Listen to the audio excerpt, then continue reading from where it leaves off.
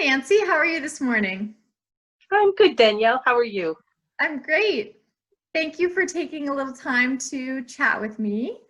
We are putting together a series of short videos with all the artists involved in the Realism exhibition because we're not able to host an in-person artist talk right now. So this will give everyone a little opportunity to get to know each of you.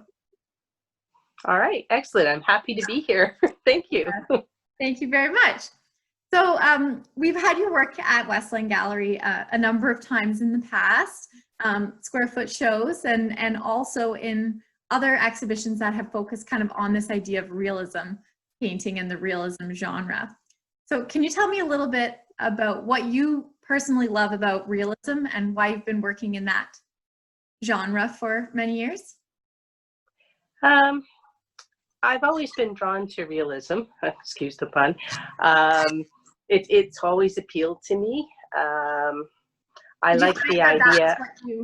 Did you find that that was the type of artwork you enjoyed looking at before you even started creating artwork yourself? Absolutely. If I was at a gallery, it would just pull me from across the room, particularly the portraits. I like the idea that you can almost fool the eye. You can become part of the composition. You could reach into that painting and pour that cup of tea, or, you know, touch that bird or whatever it is that the subject is around. It's always been remarkable to me that people could recreate objects to be so alive. Mm-hmm.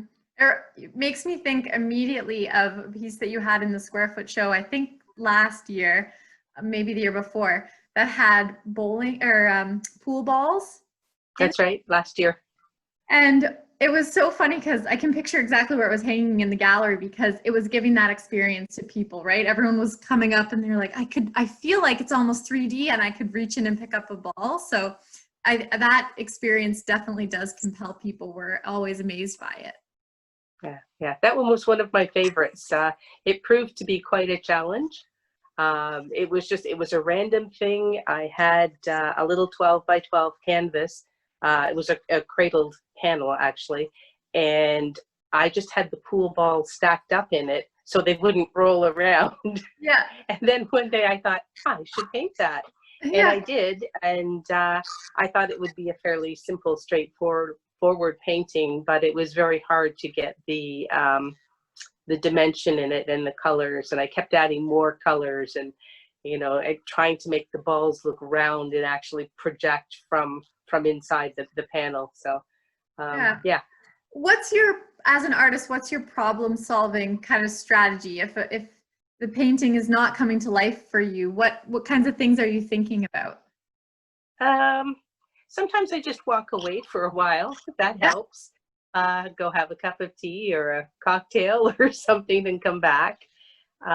Sometimes I have some good friends who are artists. I can ask their advice as well.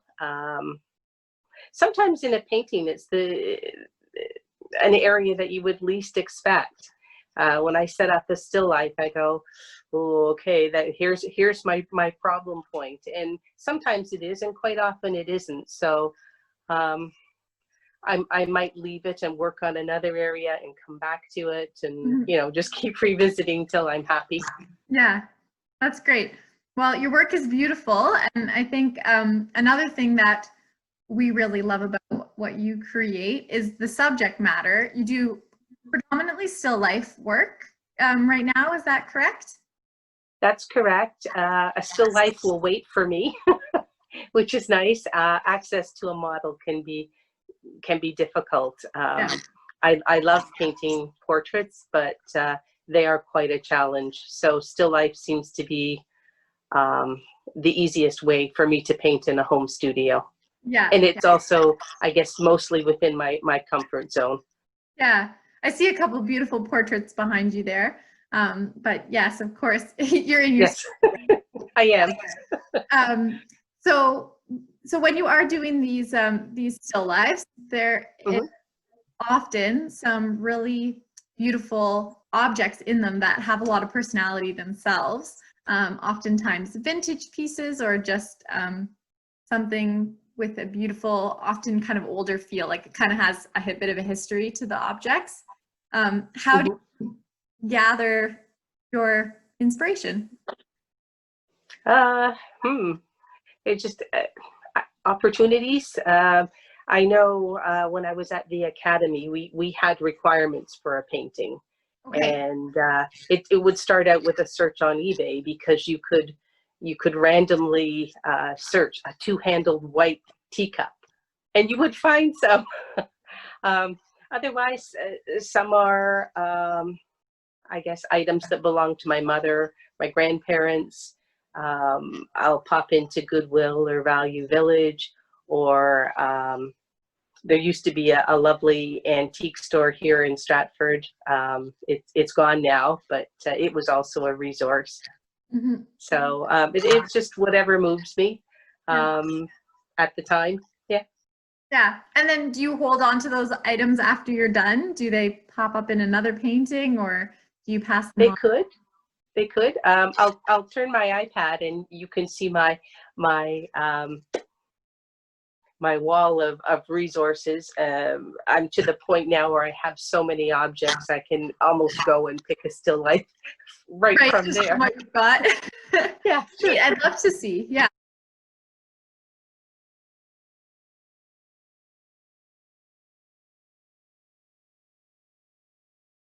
Have a number of scales, and then of course it's what to put on them. In the paintings that are in the upcoming show, I used a bird and a bird's nest. Yeah. Bird's nest came from Etsy.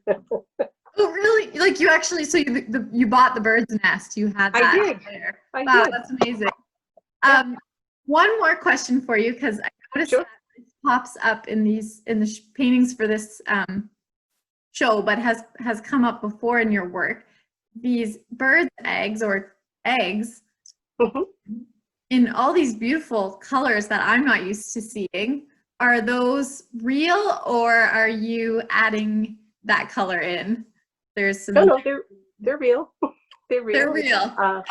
Yeah, they're free-range organic eggs, and depending on the breed of chicken will determine the color of the egg. So the fresher they are, the more vibrant they are, but they'll be blue, green, gold, sort of an orangey color. They're absolutely stunning. Yeah, they really are. And every time you paint them, I'm just definitely drawn to that kind of, I guess, a bit of unexpected color in an object that seems so familiar to us. So I think that's really nice. It fits with the other vintage things that have, they're a familiar object, but the older versions, they have so much personality and uniqueness to them, right? They do. I think some of the objects I remember, and some of the objects people don't use anymore. So they're fascinating, and they're made of. You can see the concept behind them, which you can't always in these days with plastic objects, and I don't know. It's just a whole different aesthetic for these objects that people used them, and they were serious, and, and they were passed down through generations, and knives that have had homemade handles put on them because people reused and recycled, and all that's fascinating. Adds a beautiful kind of history and sort of nostalgia to your paintings as well. So thank you for sharing with us this morning by video, and we're looking forward to having you at the gallery for a type of reception.